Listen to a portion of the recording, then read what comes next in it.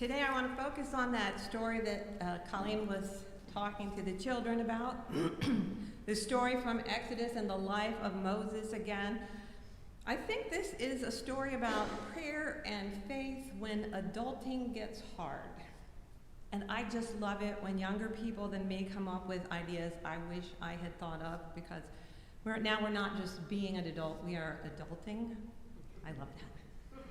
And you might be feeling tired right now and overwhelmed by the expectations of your work and your family and keeping up with your social relationships, which you love and you need, but you feel overwhelmed by all the details and all the everydayness of it.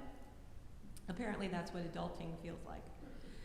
And this shared experience is shared often on social media. Now, there's one particular 30-something site that describes it so well and with a lot of humor.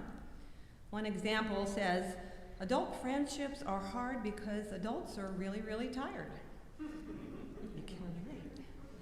Another post laments routine responsibilities. So adulting is basically cleaning the bathroom and cleaning the kitchen and then paying the bills. And then you clean the kitchen and clean the bathroom and pay the bills. And then you pay the bills and clean the bathroom and clean the kitchen. And then you clean the bathroom, pay the bills, and clean the kitchen. And I think we can all relate to wanting to go back in time to tell our child self to not be in such a hurry to grow up. Another post said, me as a kid saying, I can't wait till I'm an adult and no one can tell me what to do. And me as an adult saying, someone just please tell me what to do. I sort of get that vibe from this story. I think Moses was feeling the difficulty of adulting too. Being responsible not just for yourself, but for all the people in your life and your civic duty to your culture and, responsibility for the whole world. We can relate to this story, and I think especially if we don't try to take it too literally. I would love to have, a casual conversation with God like Moses, but I'm in my 60s, and so far that has never happened. And it helps us to remember that the idea of God having hands and a face and a back was never meant to be taken literally.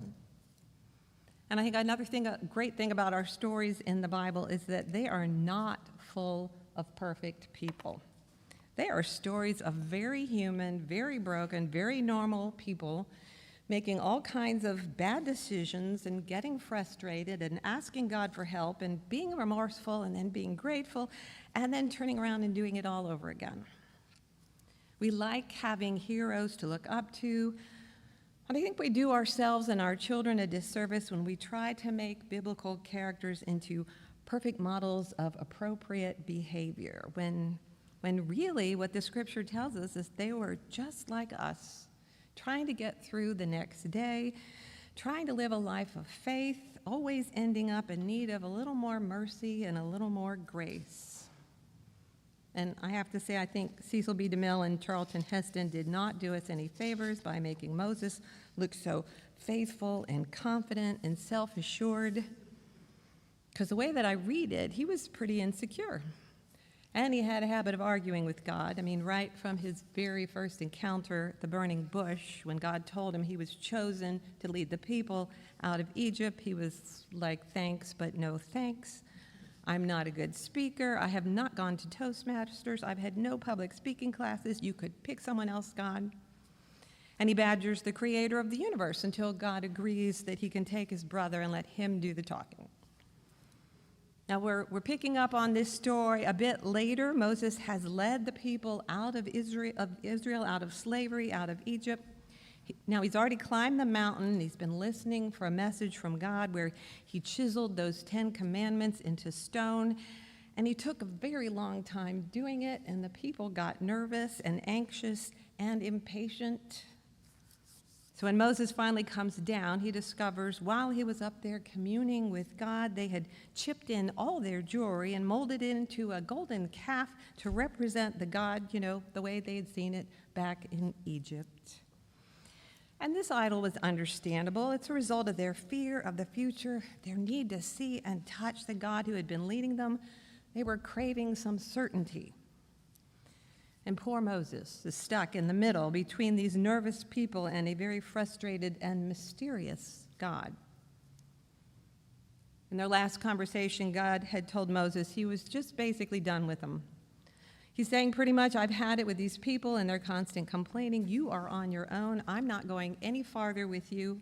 I should torch the whole lot of them. They have tried my patience for the last time. And here Moses is going back to meet with God again.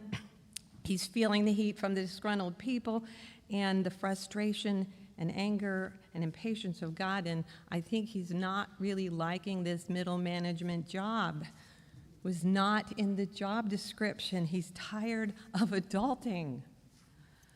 And he approaches the next prayer session, mustering up as much assertiveness as he can, and he says, God, as I remember it, this Exodus was your idea. These are your people, and you chose them. And you need to assure them that you are going to be with them and take care of them.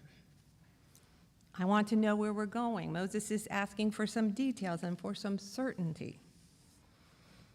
We might expect God to apply, who do you think you are telling me what I have to do? But instead, we have the story of God listening. You have a point. I will continue to go with you and lead the way. And you'd think Moses might have quit while he was ahead, but no, he's asking for more while he's at it. As long as I've got this in your attention, I want to see your glory. Moses needs a vision.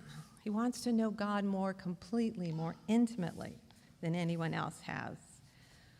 You can almost feel the affection God has for this bold and brash human as he says, that's not going to work because that would kill you, and I like you too much, so I will show you my goodness.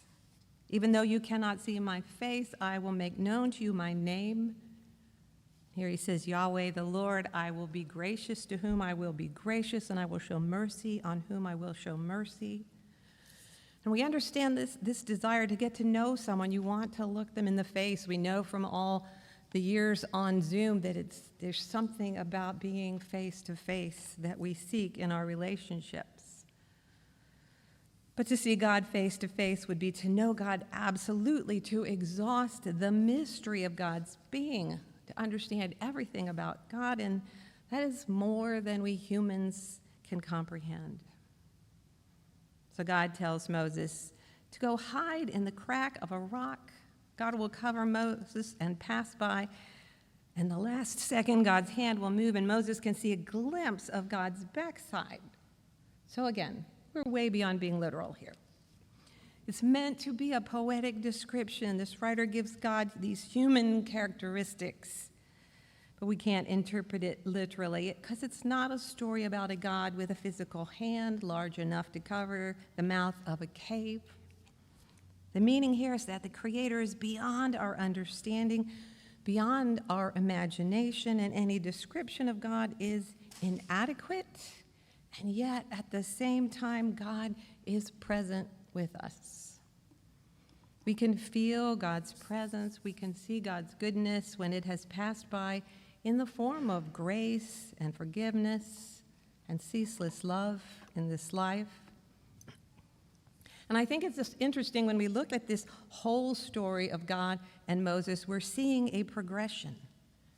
The very first encounter begins this long-term relationship with Moses by revealing the name of God that points to the past. I am the God of your ancestors. And then the name of God expands when he says, you can tell the people that I am who I am. And on the mountain, God's name becomes, I am the God that brought you out of slavery. And now we're told God's name is, I will be gracious to who I will be gracious, and I will show mercy on whom I will show mercy. This experience of God grows and expands over time if we allow ourselves to let go of some of our certainty and embrace the mystery. Maybe that God's glory is too much for us because God is, in fact, more compassionate and more forgiving than we are ready to accept and embrace. We need this whole journey of life to get to that place. So when adulting gets overwhelming, we long for a vision of God, an experience of something transcendent, of some higher power, of someone that is with us, whatever comes next. Now, Kate Bowler is a writer and actually a college professor who has been dealing with an incurable cancer for many years, watching death sitting on her shoulder and dealing with adulting and children and work. She shares a prayer that sounds a lot like Moses. She puts into words what many of us are struggling with in our adulting days. As she prays, "Dear God, I am running on fumes again. I am burning the candle at both ends. I can't stop because it feels like the weight of the world is on my shoulders, and the responsibilities and the duties that fall on me are too much. There's not enough time or energy or finances or bandwidth, and I'm coming to the edge of myself. I can't keep going, and I can't rest. God, can you help me slow down? I just need a little shelter, a little breather so I can take a minute and rest. Can you give me a space to curl up for a while and hold me in the palm of your hand and take from my shoulders the weight of what can't happen right now? Let me think only about what is gentle and lovely, what is bountiful and unencumbered in this reality I am living. Help me to be amazed by nature and gaze in wonder at the sky, the velvet of petals, at the precision of fronds, the ridiculous owl with its stark yellow stare and tweedy feathers. God, scoop me up into life as it is. Stop me from running ahead so I can just be in the space for a moment and rest." And amen. It's her prayer and our prayer. Now, Abraham Maslow said the greatest lesson from the mystics is that the sacred is in the ordinary, that is to be found in one's daily life, in one's neighbors, in one's friends, in one's family, in one's backyard. This is where the presence of God is most vivid and most tangible. So at this moment in your adulting life, you might be between jobs, you might be in between relationships. The daily responsibilities of your life might feel exhausting, and the future might look foggy and uncertain. But remember that you are not alone. The God of creation and compassion is with you. This mystery revealing itself in the small moments of beauty and joy, a little bit at a time, often just when we need it. And there are many who have walked this journey of life and faith before you, and this community is here to walk it with you, and that mysterious presence is here leading and holding you and loving you. And hopefully you can feel that just enough that you can say and you can sing, "It is well with my soul."